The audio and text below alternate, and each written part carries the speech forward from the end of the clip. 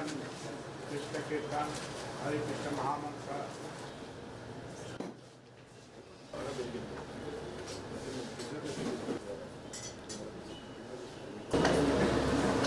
జగన్నాథ స్వామి రథయాత్ర programme అనేది ఏర్పాటు చేస్తున్నారు. ఈ సంవత్సరం కూడా మేము అత్యంత ఘనంగా ఈ ప్రోగ్రాంని ఆషాఢ శుక్ల ద్వితీయ పుణ్యతిథి నాడు అంటే ఆదివారం సాయంత్రం 4 గంటలకి ఈ గూడా పార్క్ నుంచి ఊరేగింపు మొదలు పెడతాము.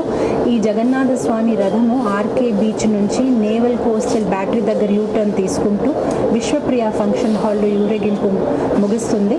అక్కడ జగన్నాథ బలదేవ స్వామి విగ్రహాల్ని వేదిక పైన తీసుకువెళ్ళి స్వామికి 108 రకాల నైవేద్యాలు అక్కడ అర్పణం చేయడం జరుగుతుంది. తత్పర సాంస్కృతిక కార్యక్రమాలు కూడా ఉంటాయి.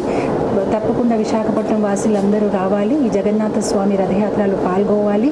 శాస్త్రంలో కూడా చెప్పబడింది రథాగ్రేచ వమనే పునర్జన్మన విద్యతే. ఎవరైతే ఒక్కసారి జగన్నాథ బలదేవ్ సుభద్రాన్ని రథం మీద చూశారు, రథాన్ని లాగారు, రథ చక్రాన్ని తాకారు, వాళ్ళకి మళ్ళీ పునర్జన్మం అనేది ఉండదు. సో ఈ తప్పకుండా ఈ అవకాశాన్ని ఎవరు పోగొట్టుకోకుండా చక్కగా వినియోగించాలి. జగన్నాథ స్వామి రథయాత్రలో పాల్గొవాలి. ఈ రథయాత్రలో మోర్ దెన్ 4000 పీపుల్ పార్టిసిపేట్ చేస్తారని మేము ఆశిస్తున్నాము. అయితే దారి పొడవని మంగళ నాదస్వరము, హరినామ సంకీర్తనము, చిన్నపిల్లలు విచిత్ర వేషధారాలు, కోలాటము అది కూడా ఈ రథయాత్రలో భాగమే. అండ్ ఉచిత ప్రసాద వితరణం కూడా జరుగుతుంది.